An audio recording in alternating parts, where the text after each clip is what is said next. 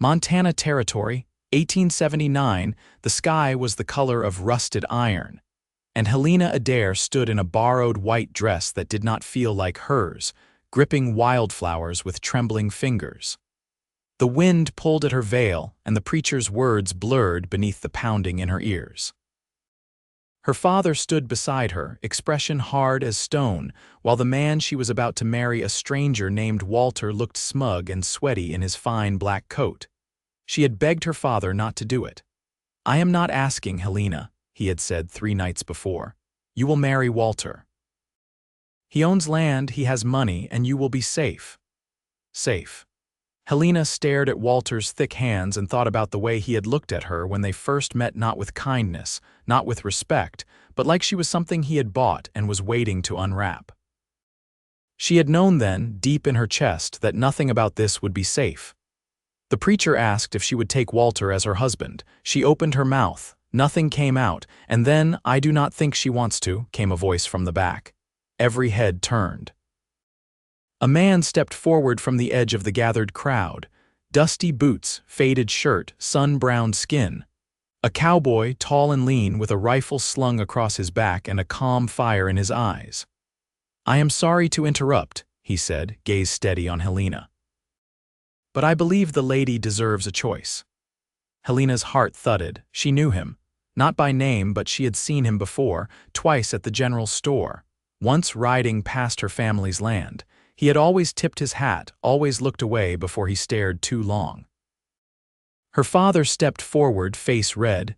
"This is a private wedding, you have no place here," Walter growled. "Who the hell are you?" The cowboy took off his hat. "Hayes Fletcher. I work cattle for the McClendon Ranch 3 miles west. I do not mean any disrespect, but I will not stand and watch a woman be forced into something she does not want."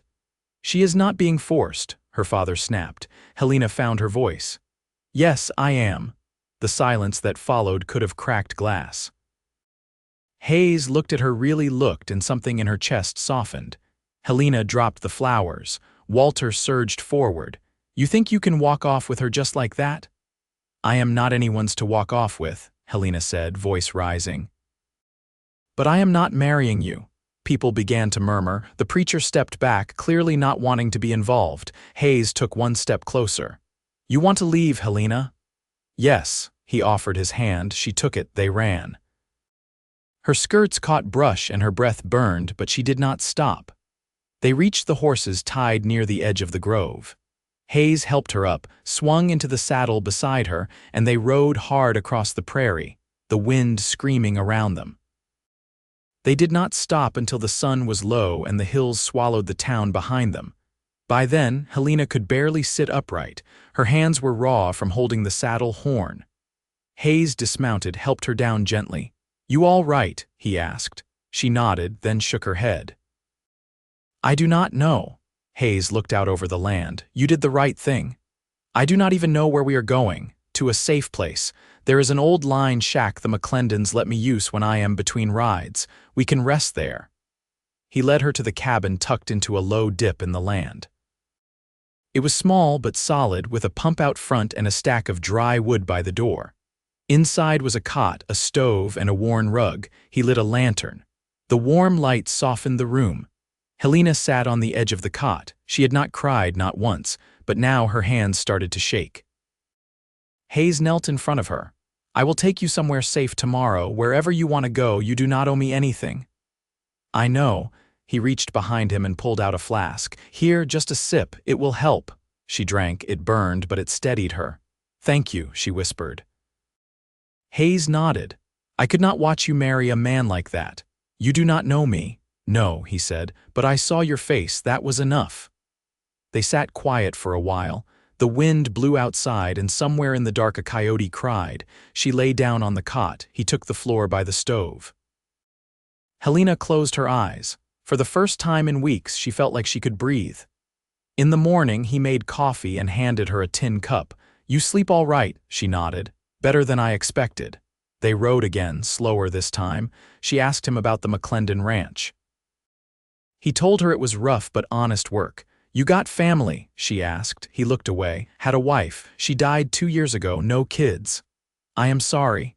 Hayes gave a small nod. My mother passed when I was 14. My father is the only one left.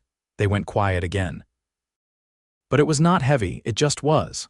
That night they camped under the stars. He built a fire and cooked beans from a tin. They sat across from each other, knees almost touching. "You saved me," she said. He shook his head. "You saved yourself, I just gave you a way out." Helena looked at him. Really looked. The wind pushed his hair back from his brow. There was a scar near his jaw, faded and white. His eyes were steady. "Why did you come?" she asked. "How did you know?" He hesitated. "I heard about the wedding from the store clerk. Something about the way he said it did not sit right. So I rode out to see." "You came for me?" He met her eyes. "Yes." She felt something shift in her chest, not fast, but real. They sat in silence, the fire crackling between them. When she curled up in her bedroll, he stood watch a while longer. And when she closed her eyes, she did not dream of Walter's hands or her father's cold voice. She dreamed of Hayes. And for the first time, the dream felt like a beginning. The third morning on the trail, frost clung to the grass in thin silver threads, and Helena's breath came white against the early light. She stood by the creek, sleeves rolled and skirt pinned up just enough to keep the hem dry. Her hands were cold, but the water helped clear her thoughts. Behind her, Hayes was packing the bedrolls with quiet efficiency. She watched the way he moved, deliberate, spare, like a man who had learned to be careful with what he carried. "Where does the trail lead after this?" she asked without turning. He didn't answer right away. She could hear the buckles of his saddle straps being tightened, northwest, toward Deer Lodge, then further if need be. She glanced over her shoulder. "And if need not be," he looked up, "then we stop. If that's what you want." She walked back toward the fire, drying her hands on the cotton of her skirts. The warmth from the coals had dwindled, but he poured the last of the coffee into a tin cup and held it out. She accepted it, fingers brushing his. "You always this agreeable?" He gave a half laugh, low and dry. "No, but I figure you've had enough men telling you what to do."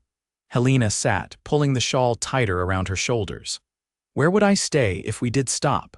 There's a Norwegian woman runs a boarding house near Phillipsburg. She's decent.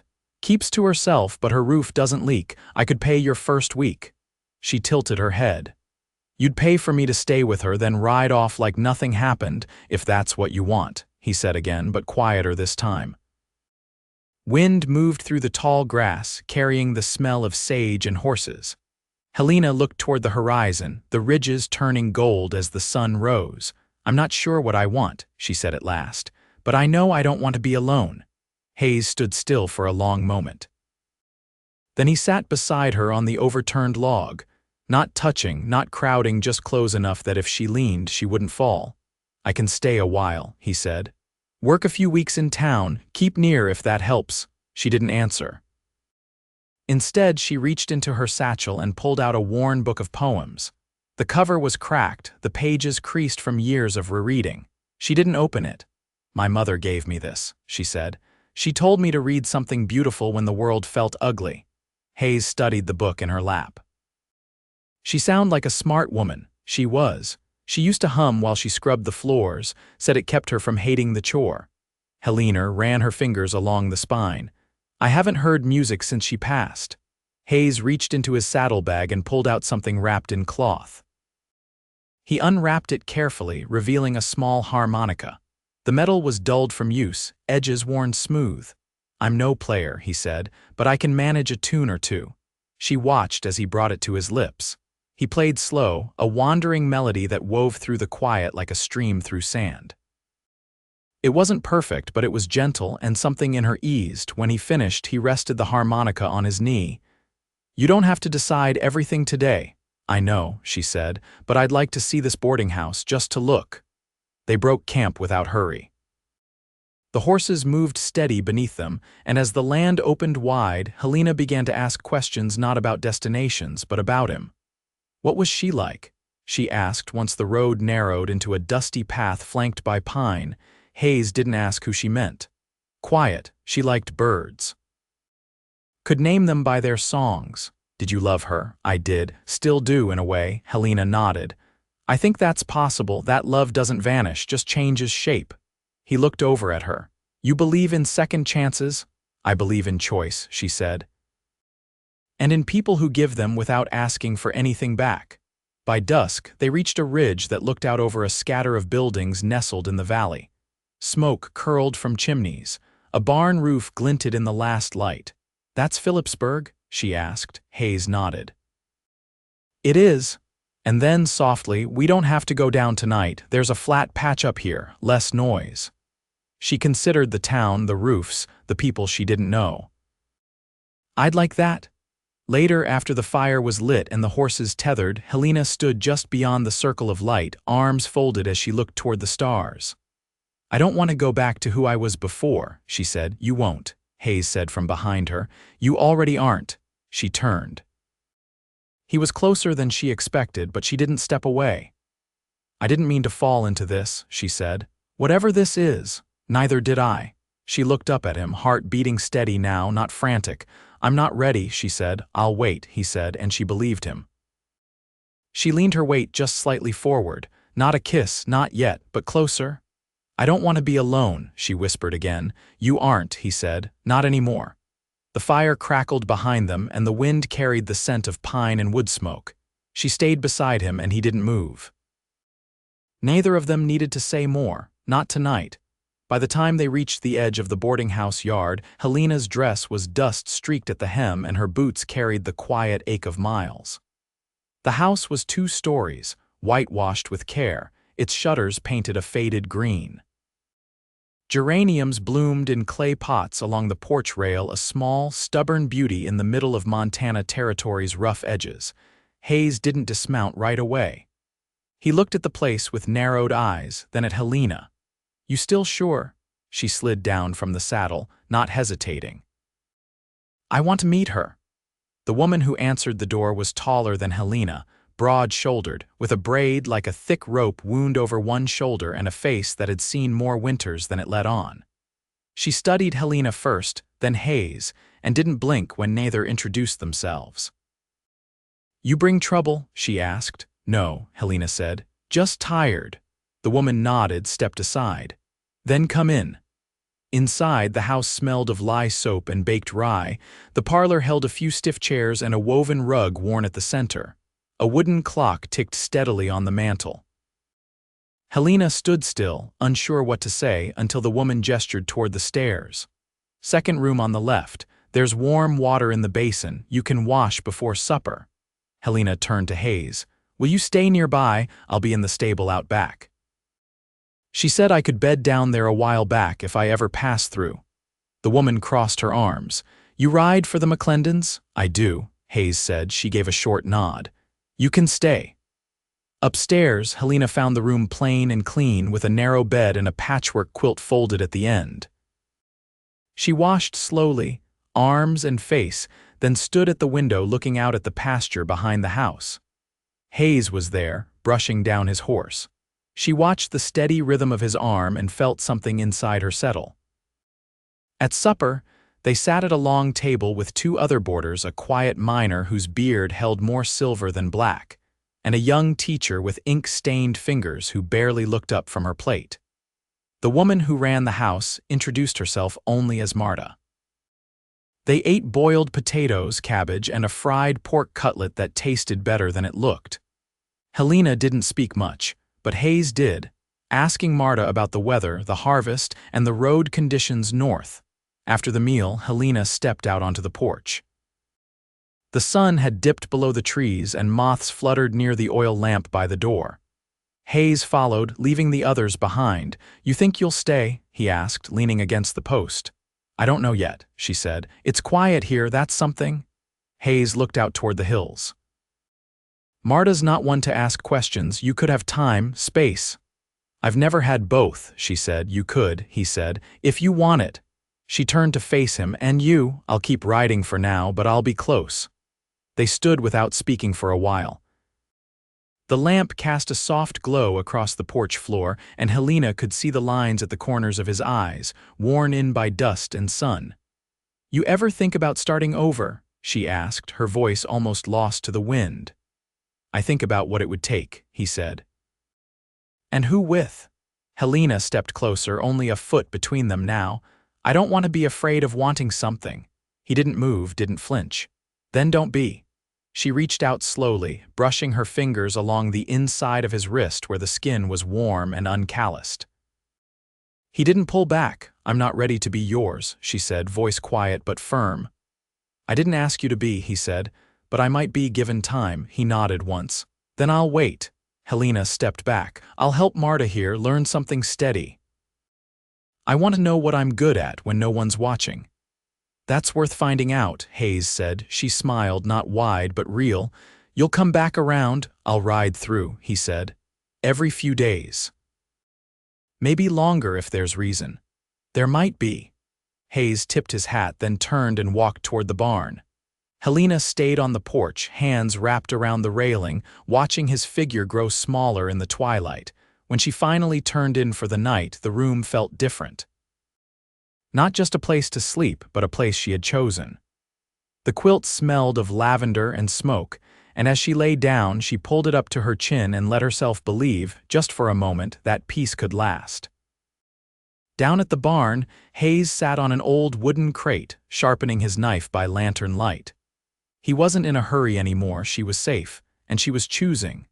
The days gathered quiet around the boarding house, stitched together by small work and slow hours. Helena rose early, swept the parlor, folded linen still warm from the sun-dried line. Marta didn't speak much unless there was something that needed saying, and Helena found comfort in that. There was no pressing to explain herself, no looks heavy with curiosity.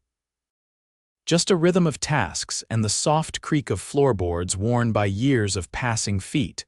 By the third week, her hands had adjusted to the work. Her back no longer ached from carrying water, and she'd learned how to mend a fraying hem without puckering the cloth. In the evenings, she sat by the back window with a scrap of embroidery and the low murmur of the teacher reading aloud from a borrowed novel in the next room. Hayes came every 5 or 6 days, never unannounced but never expected. He brought small things without calling attention to them: a red apple in early season, a pair of gloves stitched from worn leather, a length of blue cotton he said he'd won in a card game. Helena didn't ask if that was true. She held the cloth to her cheek and said, "It's soft," and he said, "That's why I chose it." One afternoon, she found him in the barn brushing down a roan mare she hadn't seen before. "She yours?" Helena stood at the threshold, arms folded beneath her apron. Hayes nodded once. Traded for her 2 towns over, the old gelding wasn't keeping pace. She stepped closer, running her palm along the mare's flank. "She's beautiful. Quick too, might carry 2 if the trail's kind." Helena glanced at him. "You planning to leave again soon?" He didn't answer right away. He rubbed down the mare's neck, then set the brush aside. "I'll ride south next week. The McClendon herd's drifting too near the canyon. They'll want it seen to." She leaned against the stall rail. "How long?" "Could be a week, maybe 2. The mare huffed softly, shifting her weight. "I don't like you gone so long," Helena said. "I know." She looked at the dust caught in the folds of his shirt, the small tear near the shoulder seam. "I could mend that for you." "I'd like that." She reached out, fingers brushing the edge of the fabric. "You sleep all right when you're out there?" "Usually," he said. "Unless it rains, then I keep watch." Helena picked up the brush and began working it through the mare's mane. "I never liked thunder." "Why's that?" "Hard to say." "Maybe because you can't reason with it." Hayes leaned his forearms on the stall door. "You ever think about where you'd go if you could go anywhere?" "I don't know that I've ever been asked that before. I'm asking now." She kept brushing, slow and steady. "There's a place I read about once. A valley in Oregon. Flowers in the spring, snow in the winter, but not too much. A river that runs clean.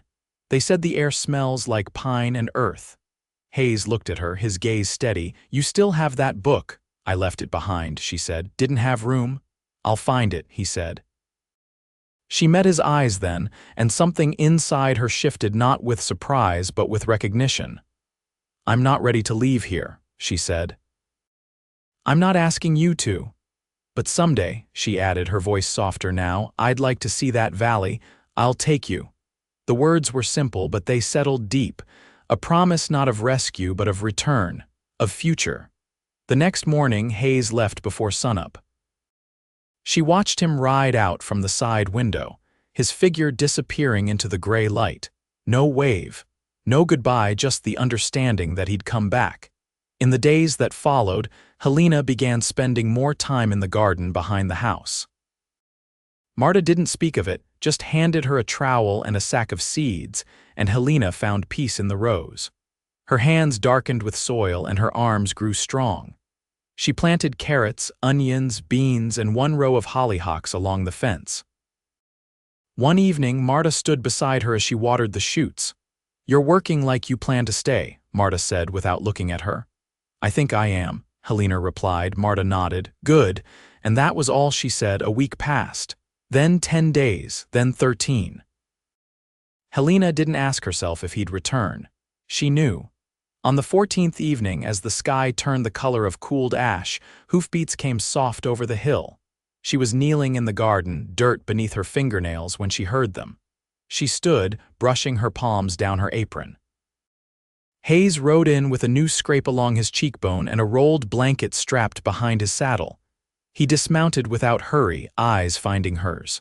"You hungry?" Helena asked. He smiled, not wide but warm. "Starving." She led him inside. They ate bread thick with butter and stew that had simmered all day. After, they sat on the back steps. She leaned against his side, her head just beneath his shoulder. "You get the herd back?" she asked. "Mostly. Lost 2, but the rest are penned." She nodded. "You look tired." "I feel it." Helena reached for his hand, lacing her fingers with his. He didn't speak, just held on beneath the stars with the scent of soil and stew still in the air. She said, "I'm not afraid anymore." He looked down at her, voice low. "Of what?" "Of wanting something that lasts." Hayes leaned down then, pressing his forehead to hers. "You won't have to be," he said, and in that quiet, with only the wind moving through the garden rows, she knew the truth of it. He had claimed her heart not with grand gestures but with presence, with steadiness. They didn't speak again that night. There was no need. The first frost settled quiet and silver across the garden rows, and Helena stood at the edge of the fence with the shawl wrapped tight around her shoulders, watching the last of the hollyhock petals drift to the dirt. The mornings had grown sharper, but the house stayed warm with the stove lit early and Hayes back under its roof. He hadn't spoken much of the ride south, only that the herd had been restless and the canyon winds near tore his hat from his head. She hadn't pressed his return had been enough. That morning, Marta handed Helena a folded sheet of paper without a word. Helena unfolded it slowly. A neat hand had written her name, followed by a short notice. "Your father sent this," Marta said. Helena read the letter once, then again. Her father had sold the last parcel of land, taken what he could and left for Idaho.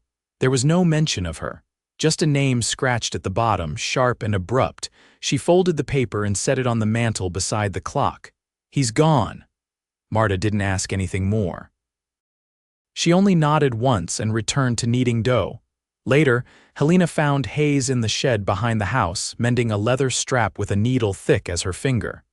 She leaned against the doorframe, arms crossed. "My father's gone," she said. Hayes didn't look up. "You all right?" "I think so." He tied the final knot and clipped the end of the thread. "You want to go after him?" "No," she said. "I just needed to say it out loud."